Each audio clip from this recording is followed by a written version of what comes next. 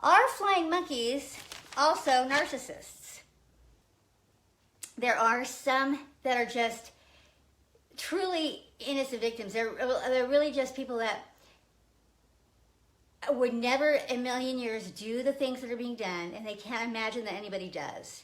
They can't imagine anyone would ever do those things.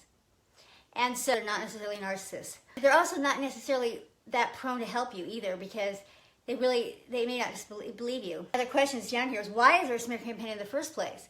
Well, the reason for the smear campaign in the first place is so that they can get their word in first and they can get their story out there first, because they know how humans work. They know how the process works. They know how people are with conflict, and they know if they can get their story in there first, and they can get people convinced of that there are chances and that you then have to come in and change opinions, that you're not going to have a lot of success doing that. You're going to look like the crazy one. You're going to look like the one that's lying, and they know this, and so that's why they do it. They do the smear campaign because they have something they want, and so they have to set up a story so that they can have what they want. My husband wanted a divorce after I had gotten really sick, right? But he didn't want anybody to think that he was just leaving me, or he was that kind of a schmuck, kind of a guy, that he would do that. He didn't want anyone to think he was greedy or a bully or a bad guy.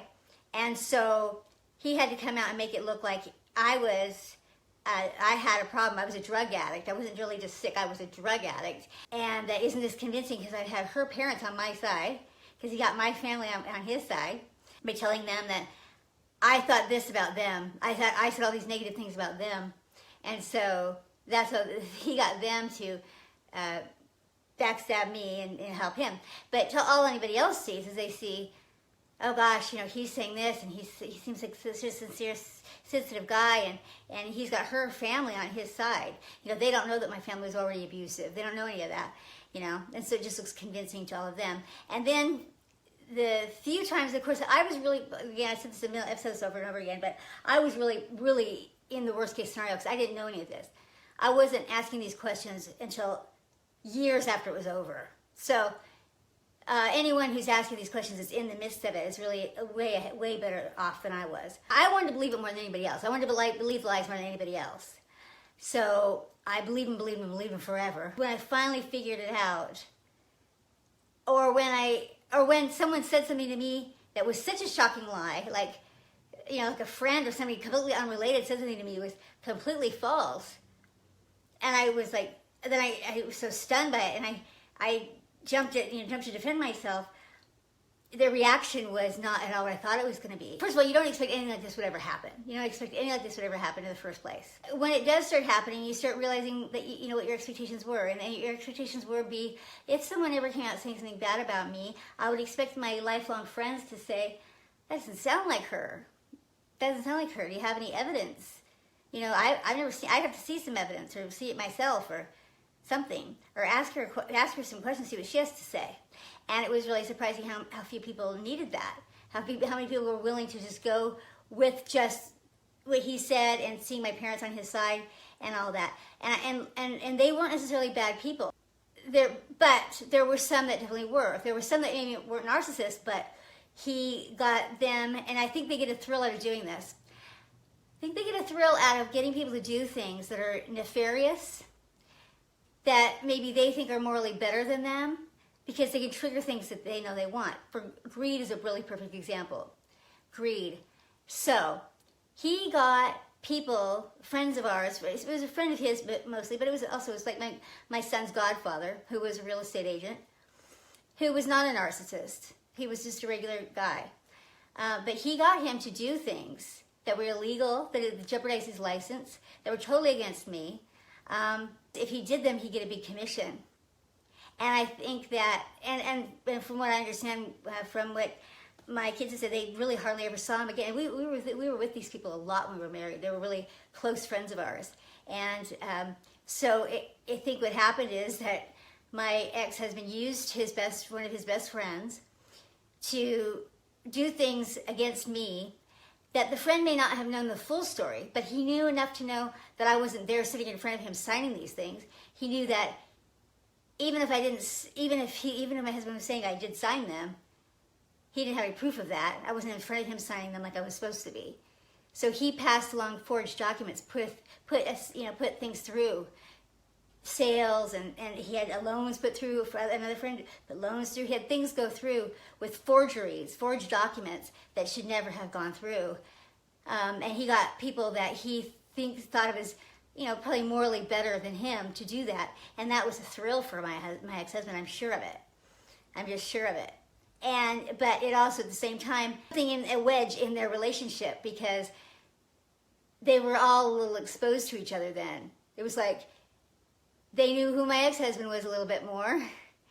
And they also knew that being around him, he made them be someone that they didn't want to be. That around him, they did something that they wouldn't normally do. And so it had an impact on their relationship.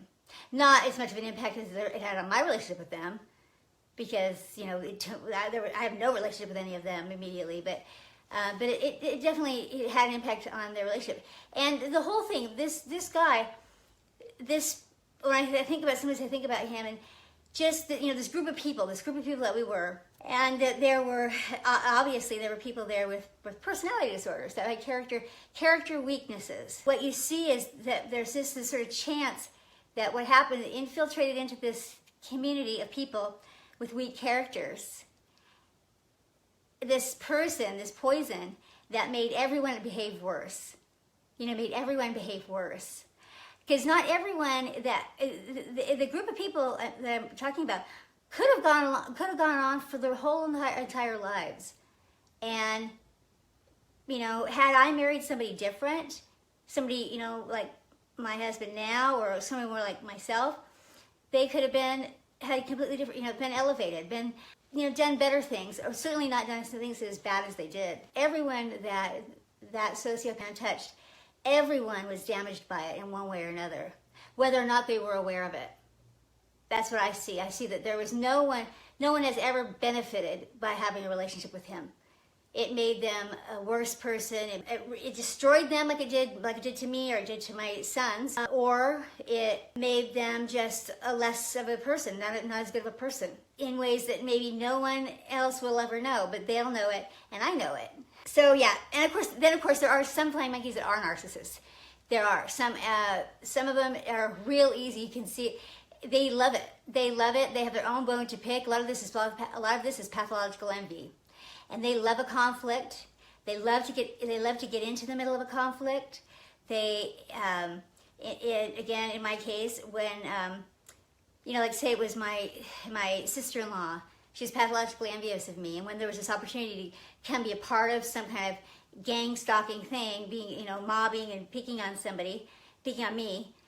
She loved it and got right into it. So yes, she was definitely a narcissist who had her own bone to pick. And of course, in this case too, everyone was saying the same thing. Everyone was playing from the same playbook, but everyone had their own reasons for doing it. So they were all saying, oh, she's a drug addict and this and that and the other thing, with no evidence of it, no anything. But they were all saying it for their own individual reasons. And some of the reasons were really petty. And sadly, so petty that it's almost so completely shameful that they did it, because there was nothing they really gained. I mean, my parents really gained nothing for having done it, and their reason for wanting to do it were fear of exposure that never existed, that just really never existed, and even a kind of a weird, strange fear of rejection, that then they wanted to make sure they rejected me first.